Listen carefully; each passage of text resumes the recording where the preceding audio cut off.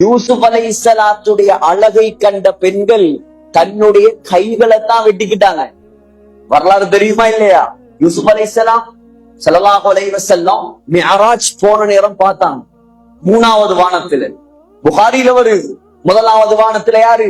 ஆதம் அலைஹிஸ்ஸலாம். 2வது வானத்துல ஈசா அலைஹிஸ்ஸலாம். 3வது வானத்துல யூசுப் அலைஹிஸ்ஸலாம். 4வது வானம் இத்ரீஸ் அலைஹிஸ்ஸலாம்.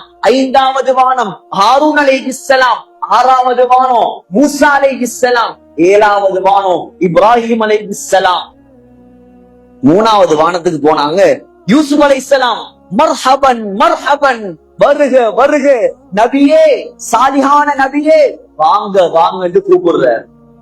கிட்ட போய் பார்த்தாங்களா, யூசுப் அலைஹிஸ்ஸலாம் சொல்றாங்க ஸல்லல்லாஹு அலைஹி வஸல்லம், லகத் ஊதிய ஷத்ரல் ஹுஸ்ன், அழக அல்லாஹ் சரிபாதியாக பிரித்து அதில் பாதியை யூசுப் அலைஹிஸ்ஸலாத்துக்கு மட்டும் கொடுத்திருந்தான்.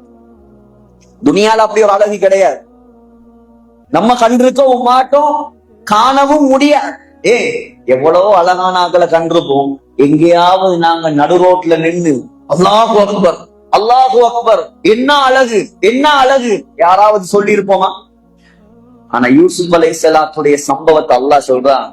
யூசுப் அலைஹிஸ்ஸலாத்தை ரெடியாக்கி வச்சுட்டு 2 பக்கமும் பெண்களை உட்கார வச்சு நடுவுல கையில கத்தியையும் ஒரு ஆப்பிள் பழத்தையும் கொடுத்து, சுலைஹா சொன்னா எகிப்து நாட்டு மினிஸ்டருடைய மனைவி, எல்லாரும் பழத்தை வெட்டி சாப்பிடுங்க.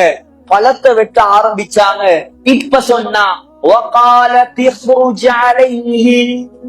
யூசுப் வெளியே வாருங்கள்.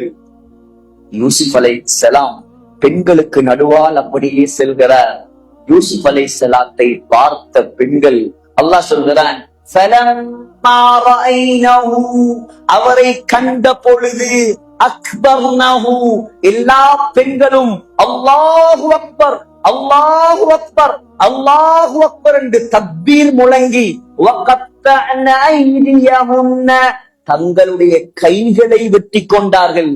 வகுல்ன, சொன்னார்கள், ஹாஷலில்லாஹ், சுப்ஹானல்லாஹ் சுப்ஹானல்லாஹ் சுப்ஹானல்லாஹ், மா ஹாதா பஷரா, இவர் ஒரு மனிதராக இருக்க முடியாது. இன்ஹாதா இல்லா மலகுன் கரீம், இவர் நிச்சயமாக வானத்திலிருந்து இறங்கிய மலக்காகத்தான் இருப்பார். ஒரு மனிதனால இவ்வளவு அழகா இருக்க முடியுமா? ஒரு மனிதனால இவ்வளவு அழகா இருக்க முடியுமா? இவர் மலக்கு, இவர் மனிதனே கிடையாது. ஆயிஷா அம்மா சொல்றாங்க, யா ரசூலல்லாஹ், யூசுப் அலைஹிஸ்ஸலாத்துடைய அழக கண்டு அவங்க கையத்தான் வெட்டினாங்க.